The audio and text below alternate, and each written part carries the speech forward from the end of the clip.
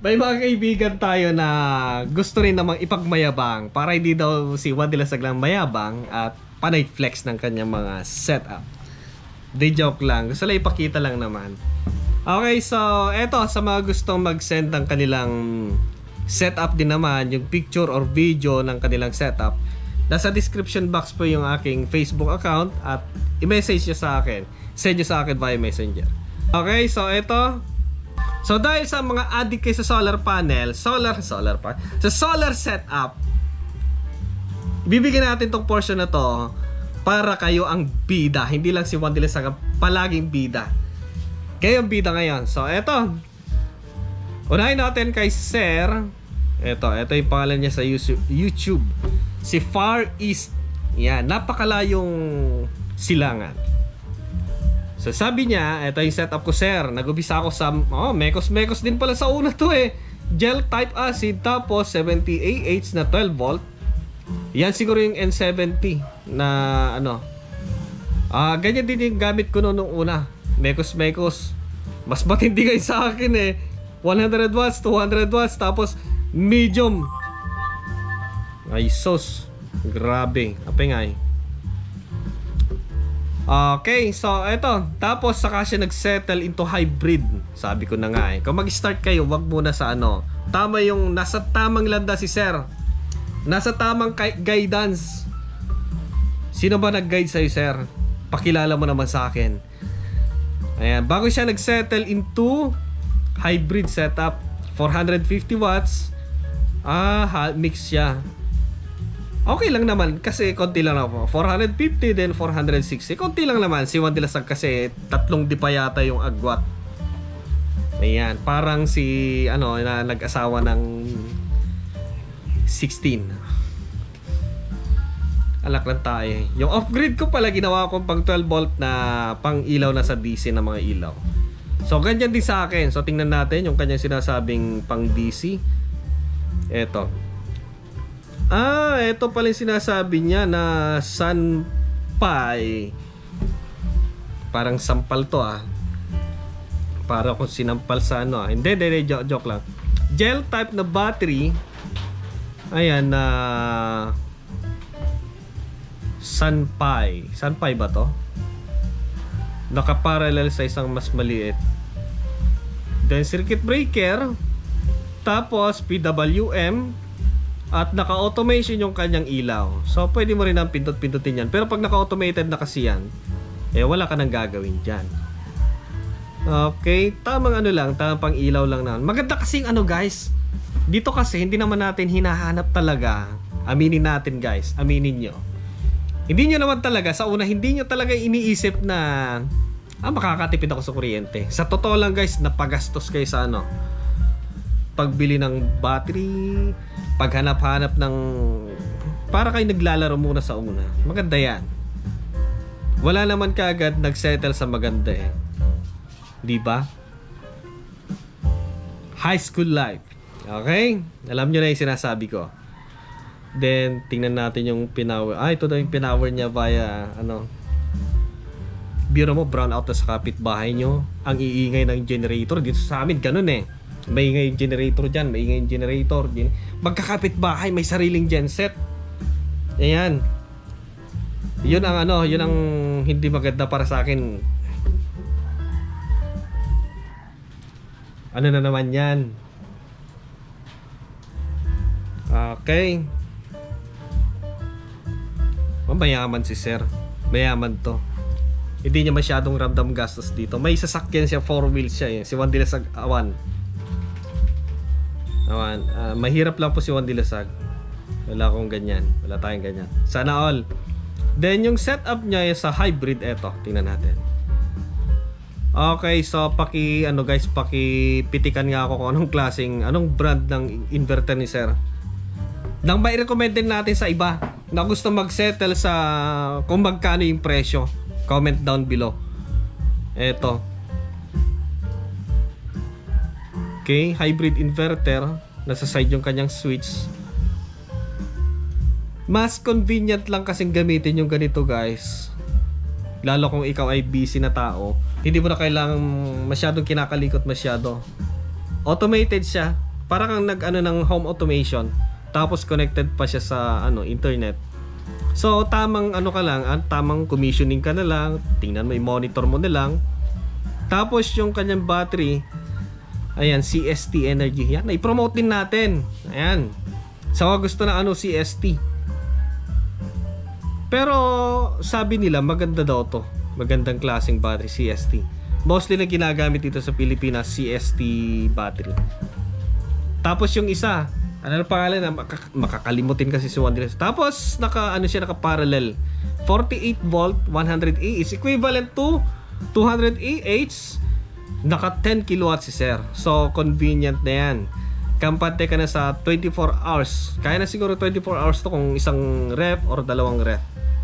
Aircon, malabo pa to pag aircon. Kasi ang aircon kasi na supposed to be naka naka 20 kilowatt hour to 25 kilowatt hour pataas. So depending klaseng pa yan, aircon yung gagamitin mo.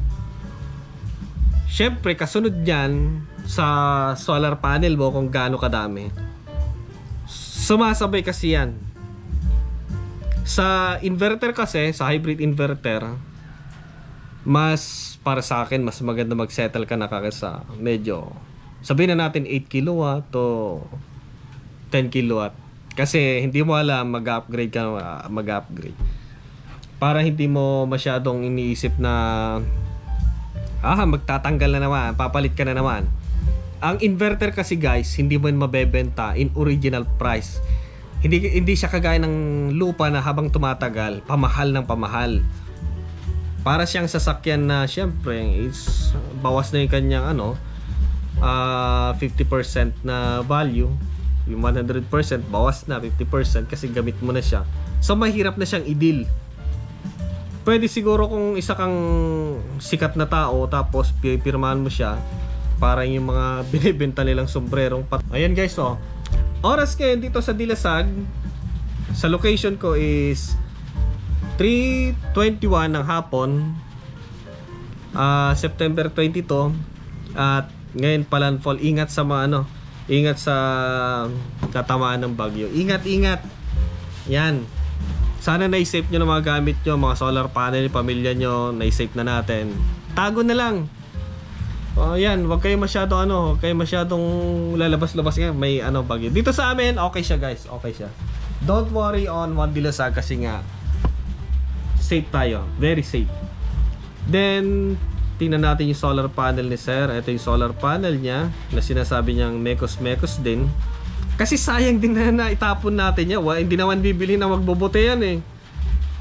Mahirap na rin i-deal kung sakaling nagamit mo na siya. Mahirap na sa akin ka dito gusto ibenta yung kahit sabihin natin ibenta natin siya na menos presyo yung lahat ng panel ko, para may dadagdagan ko na lang, bibili ako ng mas malalaki. Mahirap kasi nga yung mismo pag sasabihin mong bebentahan mo, gusto rin niya ng malalaki, ba't niya bibilihin yung maliliit? So sayang talaga guys. So kaysa masira, gamitin na lang. Ang hirap kasi ng delivery dito sa amin. Halos makakabili na kaagad yung travel fee ng kumbaga uupa ka ng van, pupunta na kaagad yung 15,000 mo. Ewan kung papunta lang yun, ipabalik pa. So hanap ka ng kasabay mo, pipilitin mo yung kapitbahay mo. So yung isa na set up ay nakapatong pa sa kahoy. Yung isa naka-railing na. Mas maganda kasi naka-railing. Yung mga bifacial kasi wala rin kwenta yung bifacial kasi nga wala namang kwan sa ilalim. Ang tanging harvest mo na lang sa ibabaw. Yun lang. Pero yung pagka-bifacial na wala ding silbi. Ginagamit kasi yung mga bifacial, yung mga nakaangat para siyang garage or naka-side na ganyan, yung tatamaan sa side to side. Yung paikot yung araw yung travel niya, para kang nasa Greenland, para kang nasa Iceland, na yung araw nasa gilid lang. 24 or 48 hours ang daytime. Okay, ano pa? Ayun, mayaman talaga si sir. Mayaman talaga si Sir Far East. Magkano sir nagastos mo sa na to, sa battery, inverter, lahat-lahat? Kasi sa akin, hindi ko talaga ma-estimate kasi hindi ko binili. Yung masaklap. Okay? Ayan, shout out kay Sir. Tawag dito. Ay, meron siya ano, di Bluetooth yung kanya ano. Meron siyang tawag dito, app na ginagamit. Yan, shout out kay Sir Far East. Sunod naman kay Sir Lamprea. Di ko kasi alam kung binaliktad lang niya yung pangalan niya. Ayan. Siya daw si Sir Yu. Sir Yu! Magandang hapon po sa inyo. Ingat po sa ano, typhoon ngayon. Sino ba yung lumawak sa inyo sa rally? Sa rally ba ng makakanan or sa makakaliwa? Okay, so ito yung setup niya. Pagyabang din. Oh, wow, eto. Eto yung mga gusto natin. Para tayong nagbubukas ng kahadiyero natin na nakikita natin yung isang ang dami ng mga pyesa. Ayan, meron siyang MPPT control, MPPT charge controller. Dalawa. Ayan. One solar yung isa. I-recommend din natin sa iba. Yan ang mga gustong siyempre gustong mag-start. Pero kung kaya mo na kaagad at meron ka namang kumbaga pambayad sa mag-install, meron ka namang pang finance, ibig sabihin yayamanin, mag-direct ka na, wag ka na mag-trial kasi nga lalo kung busy kang tao, negosyante ka, hindi mo na maharap yan, sigurado pustahan tayo, hindi maharap yan.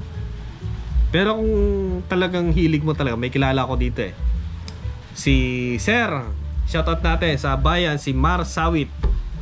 Ayan, isang supplier ng mga electronics. Pero mo, yayamanin. Nagagawa pa niyang mag-setup ng battery, mag-DIY. Ayan. Okay, meron din siyang ano ganito, yung display. Ganyan o, ayan. Meron din siyang ganyan. Importante kasi yan. Lalo kung ayaw mo nagpipindot-pindot na kaya, pupunta ka sa solar. Sa bagay dito, hindi mo makikita kung ilan yung harvest mo. So makikita mo lang dyan yung output, ilan yung napoproduce mo na, ilan na yung nakukonsumo mo na. Yan. So kung kayo mag-settle sa ganyan, di ganyan na. Pero kung hindi, gusto mo mag-trial, gusto mo talaga mag-explore, welcome to the club. Circuit breaker, ATS.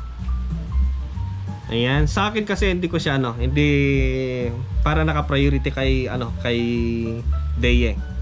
Lang kay Thunderbox, backup. So hindi sa grid yung setup ng aking ATS. Meron siya circuit. Ayun. Meron na rin pala siyang meron pala siyang tawag dito yung yung hybrid. Yayamanin. Anong pan ba to talaga, binura mo yata yung sir? Hindi ko lang alam kung toroidal to. Binura niya yung kanyang pangalan. Ayan, binura niya. Pero yung isa hindi niya matatanggal to, si Samdon. Kilala si Samdon, sabi nila matibay. And ilang kayong voltahe nito? 24 volt kaya?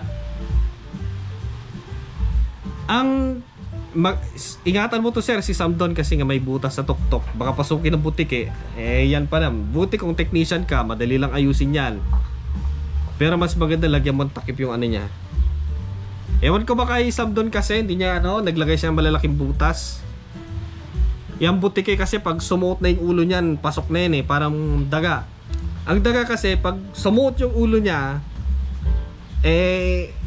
meron yatang capability ang daga na mag-bend yung ganito niya yung joke, kaya pasok pa rin siya. Yung solar setup niya, sana ganito. Sana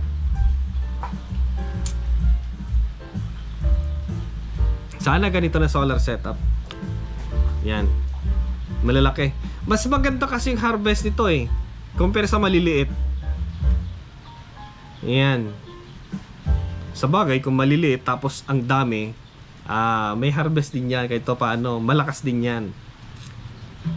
Ayan, parang parang kahit malilit yan, pag naipon mo yan marami. Okay, sa kabila meron pa, maluwag pa sa kabila.